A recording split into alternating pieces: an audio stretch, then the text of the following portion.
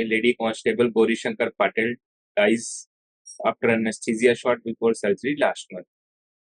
Now doctor is in jail. Are you a dentist and you want to prevent such kind of incidents in your dental practice? In this video, I will cover some aspects like pharmacology of local anesthesia, allergic reaction types, positive allergen, allergic testing guidelines, and patient preparation and emergency management.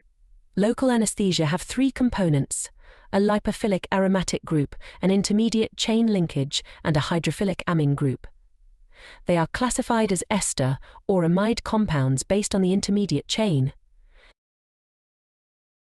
Two types of allergic reactions to local anesthesia are recognized: IgE-mediated type 1 reactions, anaphylactic reaction, and T-cell mediated type 4 reactions. This video is concerned about type 1 reaction.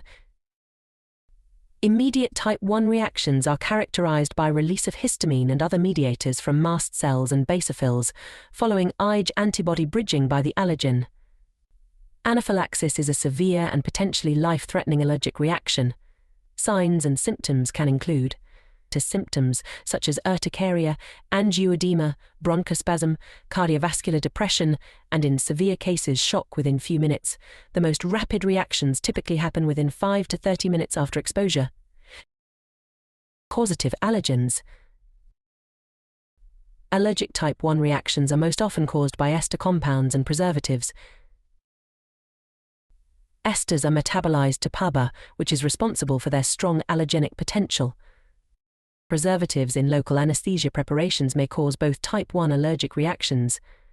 The most widely used preservatives are methylparaben and propylpalban, and they have breakdown products that are chemically similar in structure to PABA.